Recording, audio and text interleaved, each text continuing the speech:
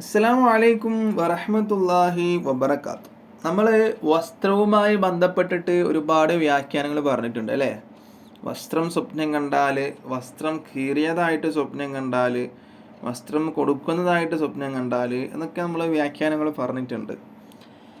ഇന്ന് നമ്മളിവിടെ പറയാൻ വേണ്ടി പോകുന്നത് വസ്ത്രം കത്തുന്നതായിട്ട് അങ്ങനെ സ്വപ്നം കാണുക. നമ്മുടെ വസ്ത്രം കത്തുക, അങ്ങനെ ഒരാൾ സ്വപ്നം കണ്ടാൽ അതിൻ്റെ വ്യാഖ്യാനമായിട്ട് മഹാനായ ഷെയ്ഖ് ഇമാം നാബിൽസി എന്നവർ അവിടുത്തെ ഒരു കിതാബിൽ 58-ാമത്തെ പേജിൽ പറയുന്നു, ഒരാൾ വസ്ത്രം കത്തുന്നതായിട്ട് സ്വപ്നം കണ്ടാൽ അതിൻ്റെ വ്യാഖ്യാനം ജനങ്ങളോട് പരിത്യാഗിയാവാൻ കൽപ്പിക്കുകയും, പരിത്യാഗി എന്ന് പറയുമ്പോൾ സാഹിദ്, സുഹുദ് അല്ലേ? അപ്പോൾ ഇഹലോകത്തോടുള്ള ആവേശങ്ങളും ആഗ്രഹങ്ങളൊക്കെ മാറ്റി ആഖിറത്തിലേക്ക് വേണ്ടിയിട്ടുള്ള കാര്യങ്ങൾ ചെയ്യുക, അതാണല്ലോ സാഹിദ്. അങ്ങനെ കൽപ്പിക്കുകയും ആഖിറത്തോടുള്ള ആഗ്രഹം ഉണ്ടാക്കി കൊടുക്കുകയും ചെയ്യും എന്നുള്ളതാണ് ഇതിൻ്റെ വ്യാഖ്യാനം. വസ്ത്രം കത്തുന്നതായിട്ട് സ്വപ്നം കണ്ട, അതല്ലാതെ അതിന് പേടിക്കപ്പെടാനുള്ള വ്യാഖ്യാനമൊന്നുമല്ല. നമ്മൾ വസ്ത്രം കത്തുന്നത് കണ്ടാൽ നമ്മൾ വിചാരിക്കും, പഠിച്ചോനെ നമ്മളെ വസ്ത്രം കത്തുമോ?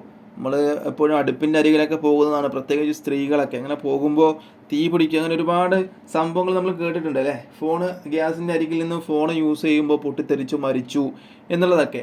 അങ്ങനെ കേട്ടാലും നമ്മളെപ്പോഴും അത് വിശ്വസിക്കാത്ത, അതൊന്നും അംഗീകരിക്കാത്ത ഒരുപാട് ആളുകളുണ്ട് അല്ലേ? അതൊക്കെ വെറുതെ പറയുന്നതാണ്. ഗ്യാസിൻ്റെ അരികിൽ പോയിട്ട് ഫോൺ ഉപയോഗിച്ചാൽ എന്താ, ഗ്യാസും ഫോണുമായിട്ട് എന്താ ബന്ധം എന്നുള്ളതൊക്കെ നമ്മൾ പറയാറുണ്ട്. അതുപോലെ തന്നെ പെട്രോൾ പമ്പിൽ പോയിട്ട് നമ്മൾ എന്താക്കാൻ പാടില്ല, ഫോൺ യൂസ് ചെയ്യാൻ പാടില്ല, ഫോൺ വിളിക്കാൻ പാടില്ല. അതെന്താകും, അങ്ങനെ ഒരുപാട് അപകടങ്ങൾ നടന്നിട്ടുണ്ട്.